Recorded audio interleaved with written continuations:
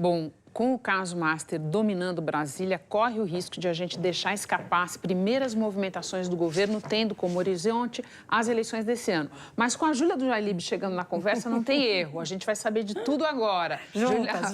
Boa noite para você. Boa noite, Renata. Boa noite para você também. Júlia, até o final de março, a gente sabe, muitos ministros vão deixar a esplanada para virar candidatos e já tem alguns importantes dos quais a gente sabe o destino. Isso, Renata. O presidente Lula já está arrumando a casa. É importante, na avaliação do governo, que ele tenha nomes fortes que estão no governo, que possam dar palanques para eles ou fortalecer os palanques dele regionalmente. Então, muita gente já está saindo e a tendência, Renata, é que os números 2 dos ministérios hoje, os ministros estrelados, que os números 2 deles continuem no governo. Dá uma sensação de continuidade e o presidente já conhece muitos deles porque estão no dia a dia.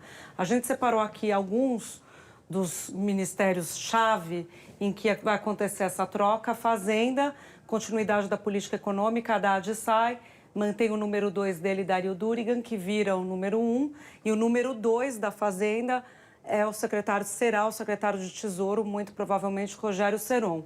Haddad Lula quer que Haddad, melhor falando, Renata, dispute o governo de São Paulo. Por que eu falei deve, gente? Porque o ministro não quer disputar o governo de São Paulo, quer trabalhar no programa de governo do presidente, mas a avaliação pressão tá grande. Que a pressão é grande, que ele deve aceitar aí sim lá na frente. Há uma disputa difícil em São Paulo. Tarcísio de Freitas deve ser o candidato à reeleição, tem uma popularidade na casa dos 60%, tem a caneta na mão. E São Paulo tem uma resistência principalmente grande no interior ao PT, é um estado que vota de maneira no interior de maneira mais conservadora. Haddad ganhou na capital em 2022, mas perdeu para Tarcísio a eleição, principalmente por causa do interior. O PT já teve 10 candidatos ao governo do estado desde a sua fundação, Lula, inclusive, em 1982, Sim. E só 2 vezes foi para o segundo turno com José Genuíno e com o próprio Haddad. Então, Lula quer que Haddad faça a disputa em São Paulo para ajudar no maior colégio eleitoral do país. Vamos ver como é que vai sair essa discussão. Relações institucionais, Olavo Noleto deve ir para o lugar de Gleice Hoffmann, que também Lula pediu para dar o palanque no Paraná e para compor o Senado também, se ela ganhar a disputa, candidata ao Senado pelo Paraná. Entra o secretário executivo do Conselhão, que é aquele conselho que junta a gente da sociedade civil no governo. E Casa Civil, Renata, a mesma lógica. Rui Costa, Senado também, pela Bahia. E entra aí sim também a número 2 dele, Miriam Belchior, que já foi ministra, tem uma relação super próxima com o presidente, toca o PAC, e Rui ajuda a dar o palanque e dá essa musculatura para o Senado, que daqui a pouco a gente vai falar sobre isso. Além deles, Exato. Por exemplo, a ministra do Planejamento, Simone Tebet, Senado por São Paulo. Então tem toda uma correria aí também, você está vendo, para não só fazer os palanques nos estados, mas deixar um Senado mais robusto. Júlia, e agora vamos falar um pouco de por que tudo isso, né? Eu quero te ouvir sobre a importância dessas eleições, especialmente, vamos lá bater na tecla, a eleição para o Senado.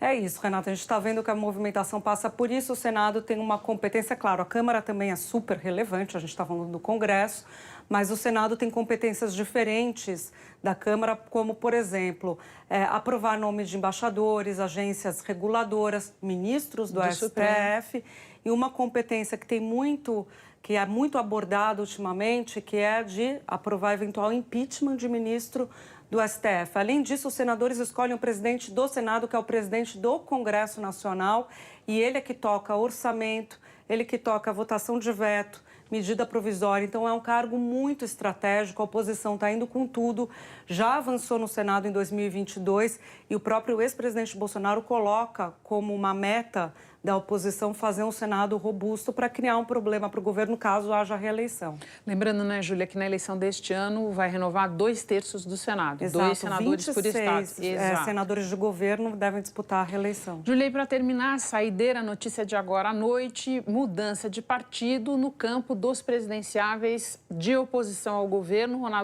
Anunciado que Ronaldo Caiado sai do União Brasil e vai para o PSD, que já tem outros presidenciáveis. Já tem, Renata, são 3 presidenciáveis agora. Caiado Eduardo Leite, governador do Rio Grande do Sul, e Ratinho Júnior, governador do Paraná, os 3 ali na corrida interna. O PSD, que é um partido que tem um pé no governo, com ministros do governo Lula, e na oposição com esses governadores de oposição. E presença no governo Tarcísio em São Paulo. Exatamente, que é um governo super de oposição, deve lançar um candidato justamente para manter essa linha de sou aqui um pouco governo, sou oposição um pouco lá. A tendência é que saia o nome desses três. Hoje, o nome mais forte do ponto de vista político é considerado o Ratinho Júnior. A ver, Renata, como vai ser essa escolha. Vão criar um conselho para escolher. Vocês já viram o tanto de assunto que eu vou ter com a Júlia aqui esse ano. Estou falando assim, correndo para dar tempo de abordar tudo. É muita coisa. Júlia, muito obrigada. Bom descanso. Obrigada, Renata.